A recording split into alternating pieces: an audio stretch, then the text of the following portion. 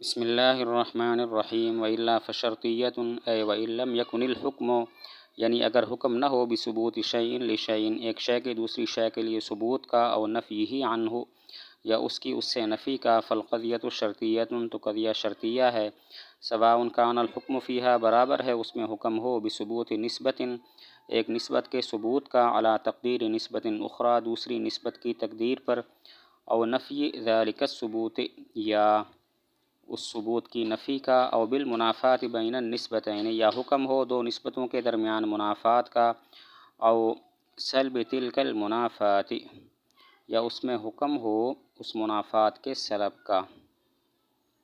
فالاولی شرطیۃ متصلۃ، پس پہلا شرطیہ متصلہ ہے، والثانیۃ شرطیۃ منفصلۃ، اور دوسرا شرطیہ منفصلہ ہے۔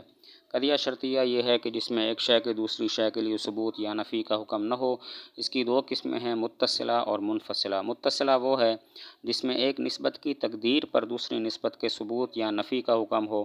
ثبوت کا حکم ہو تو متصلہ موجبہ ہے، جیسے اگر سورج نکلے گا دن موجود ہوگا۔ نفی کا حکم ہو تو متصلہ سالبہ ہے، جیسے نہیں ہے یہ بات کہ اگر سورج نکلے گا تو رات موجود ہوگی۔ منفصلہ وہ ہے کہ جس میں دو نسبتوں کے درمیان منافات یا سلب منافات کا حکم ہو۔ منافات کا حکم ہو تو منفصلہ موجبہ ہے، یہ عدد طاق ہے یا جفت ہے۔ سلب منافات کا حکم ہو تو وہ منفصلہ سالبہ ہے، جیسے نہیں ہے یہ بات کہ یہ عدد جفت ہے یا دو برابر حصوں میں تقسیم ہونے والا ہے۔ قضیہ شرطیہ یہ ہے کہ جس میں ایک شے کے دوسری شے کے لیے ثبوت یا نفی کا حکم نہ ہو۔ اس کی دو قسمیں ہیں، متصلہ اور منفصلہ۔ متصلہ وہ ہے جس میں ایک نسبت کی تقدیر پر دوسری نسبت کے ثبوت یا نفی کا حکم ہو۔ ثبوت کا حکم ہو تو متصلہ موجبہ ہے، جیسے اگر سورج نکلے گا دن موجود ہوگا، اور نفی کا حکم ہو تو متصلہ سالبہ ہے، جیسے نہیں ہے یہ بات کہ اگر سورج نکلے گا تو رات موجود ہوگی۔ منفصلہ وہ ہے جس میں دو نسبتوں کے درمیان منافات یا سلب منافات کا حکم ہو۔ منافات کا حکم ہو تو منفصلہ موجبہ ہے، یہ عدد طاق ہے یا جفت ہے، اور سلب منافات کا حکم ہو تو منفصلہ سالبہ ہے، نہیں ہے یہ بات کہ یہ عدد جفت ہے یا دو برابر حصوں میں تقسیم ہونے والا ہے۔ وعلم، اور جان تو، ان حصر القضیۃ، کہ قضیہ کا حصر فی الحملیۃ والشرطیۃ، حملیہ اور شرطیہ میں، علی ما قررہ المصنف، جیسا کہ مصنف نے بیان کیا اس کو، عقلی عقلی ہے، دائر بین النفی والاثبات، نفی اور اثبات کے درمیان دائر ہے۔ واما حصر الشرطیۃ، اور بہرحال شرطیہ کا حصر، فی المتصلۃ والمنفصلۃ، متصلہ اور منفصلہ میں، فاستقرائی، تو وہ استقرائی ہے۔ حصر کی دو قسمیں ہیں، حصر عقلی، حصر استقرائی۔ حصر عقلی وہ ہے جو نفی اور اثبات کے درمیان دائر ہو اور عقل کسی اور قسم کو جائز قرار نہ دے، اور حصر استقرائی یہ ہے کہ جو جستجو کے نتیجے میں حاصل ہو اور عقل کسی اور قسم کو بھی جائز قرار دے۔ قضیہ کی حملیہ اور شرطیہ میں حصر عقلی ہے، جبکہ ایک شرطیہ کی متصلہ اور منفصلہ میں حصر استقرائی ہے۔ تو حصر کی دو قسمیں ہیں، حصر عقلی اور حصر استقرائی۔ حصر عقلی یہ ہے کہ جو نفی اور اثبات کے درمیان دائر ہو اور عقل کسی اور قسم کو جائز قرار نہ دے، اور استقرائی یہ ہے کہ جو جستجو کے نتیجے میں حاصل ہو اور عقل کسی اور قسم کو بھی جائز قرار دے۔ قضیہ کی حملیہ اور شرطیہ میں حصر عقلی ہے، جبکہ شرطیہ کی متصلہ اور منفصلہ میں حصر استقرائی ہے۔ قولہ مقدما لتقدمہ فی الذکر، بوجہ اس کے ذکر میں مقدم ہونے کے، تالیا لطلوہ عن الجزء الاول، بوجہ اس کے بعد میں آنے کے جزء اول سے۔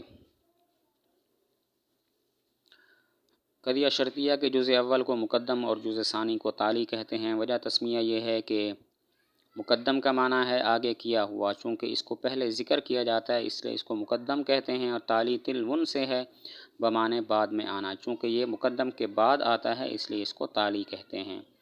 قضیہ شرطیہ کے جزء اول کو مقدم اور جزء ثانی کو تالی کہتے ہیں۔ وجہ تسمیہ یہ ہے، مقدم کا معنی ہے آگے کیا ہوا، چونکہ اس کو پہلے ذکر کرتے ہیں اس لیے اس کو مقدم کہتے ہیں۔ تالی تلون سے ہے بمعنی بعد میں آنا، چونکہ اس کو مقدم کے بعد ذکر کرتے ہیں اس لیے اس کو تالی کہتے ہیں۔ قولہ والموضوع، ھذا تقسیم للقضیۃ الحملیۃ، یہ قضیہ حملیہ کی تقسیم ہے، باعتبار الموضوع، موضوع کے اعتبار سے، فلذا لوحظ، اسی وجہ سے لحاظ کیا گیا، فی تسمیۃ الاقسام، اقسام کا نام رکھنے میں، حال الموضوع، موضوع کے حال کا، فیسمّی ما پس نام رکھا جاتا ہے اس کا موضوعہ شخص کہ جس کا موضوع شخص ہو شخصیتاً شخصیہ وعلی ھذا القیاس اور اسی قیاس پر ہیں باقی ومحصل التقسیم اور تقسیم کا حاصل یہ ہے۔ یہاں تک مطلب یہ ہو گیا کہ اب مصنف قضیہ حملیہ کی باعتبار موضوع کے تقسیم کرتے ہیں۔ چونکہ یہ تقسیم باعتبار موضوع کے ہے اسی وجہ سے اقسام کا نام رکھنے میں بھی موضوع کے حال کا اعتبار ہے۔ چنانچہ موضوع اگر شخص معین ہو تو اس کا نام شخصیہ ہے وغیرہ۔ یہ قضیہ حملیہ کی باعتبار موضوع کے تقسیم ہے۔ چونکہ یہ تقسیم باعتبار موضوع کے ہے اسی وجہ سے اقسام کا نام رکھنے میں بھی موضوع کے حال کا اعتبار ہے۔ چنانچہ موضوع اگر شخص معین ہو تو اس کا نام شخصیہ ہے۔ ومحصل التقسیم اور تقسیم کا حاصل یہ ہے ان الموضوع کہ موضوع اما جزئی حقیقی یا جزئی حقیقی ہوگا کقولنا جیسے ہمارا قول ھذا انسان، یا کلی ہوگا وعلی الثانی اور دوسری تقدیر پر فاما ان یکون الحکم یا حکم ہوگا علی نفس حقیقت ھذا الکلی اس کلی کی نفس حقیقت پر وتبعیتہ اور اس کی طبیعت پر من حیث ہی اس حیثیت سے کہ وہ حقیقت ہے او علی افرادہ یا اس کے افراد پر ہوگا وعلی الثانی اور دوسری تقدیر پر فاما ان یبین پس یا بیان کیا جائے گا کمیت افراد المحکوم علیہ محکوم علیہ کے افراد کی مقدار بان یبین بیں طور کہ بیان کیا جائے کہ ان الحکم علی کلھا کہ حکم تمام افراد پر ہے او علی بعضھا یا بعض پر ہے او لا یبین ذلک یا اس کو بیان نہیں او لا یبین ذلک یا اس کو بیان نہیں کیا گیا ہوگا بل یہمل بلکہ مہمل چھوڑ دیا گیا ہوگا فالاول شخصیت پس پہلا شخصیہ ہے والثانی تبعیت دوسرا تبعیہ ہے والثالث محصورۃ اور تیسرا محصورہ ہے والرابع مہملۃ اور چوتھا مہملہ ہے ثم المحصورۃ یہاں تک مطلب یہ ہے کہ قضیہ حملیہ کی باعتبار موضوع کے 4 قسمیں ہیں شخصیہ تبعیہ محصورہ اور مہملہ۔ شخصیہ وہ ہے کہ جس کا موضوع شخص معین ہو جیسے ھذا انسان۔ محصورہ تبعیہ وہ ہے کہ جس کا موضوع کلی ہو اور حکم کلی کی حقیقت پر ہو جیسے الانسان نوع۔ اور محصورہ وہ ہے کہ جس میں موضوع کلی ہو حکم کلی کے افراد پر ہو اور افراد کی مقدار کو بھی بیان کیا گیا ہو جیسے تمام انسان جاندار ہیں۔ اور مہملہ وہ قضیہ ہے کہ جس میں موضوع کلی ہو حکم کلی کے افراد پر ہو لیکن مقدار کو بیان نہ کیا گیا ہو جیسے الانسان کاتب انسان کاتب ہے۔ تو موضوع کے اعتبار سے قضیہ حملیہ کی 4 قسمیں ہیں شخصیہ تبعیہ محصورہ مہملہ۔ شخصیہ وہ ہے جس کا موضوع شخص معین ہو جیسے ھذا انسان۔ تبعیہ وہ ہے کہ جس کا موضوع کلی ہو حکم کلی کی حقیقت پر ہو جیسے الانسان نوع۔ اور محصورہ وہ ہے جس میں موضوع کلی ہو حکم کلی کے افراد پر ہو اور ان افراد کی مقدار کو بھی بیان کیا گیا ہو کہ حکم تمام پر ہے یا بعض پر جیسے ہر انسان جاندار ہے۔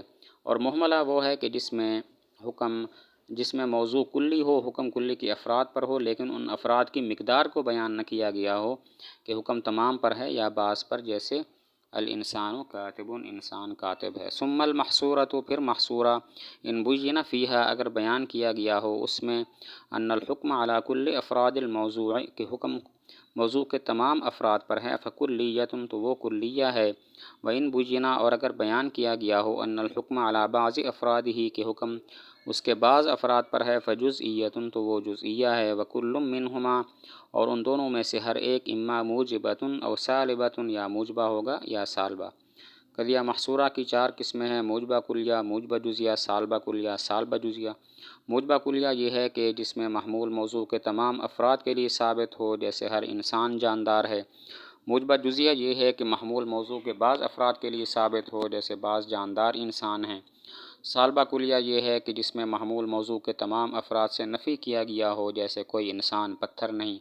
اور سالبہ جزیہ یہ ہے کہ جس میں محمول موضوع کے بعض افراد سے نفی کیا گیا ہو بعض جاندار انسان نہیں ہیں۔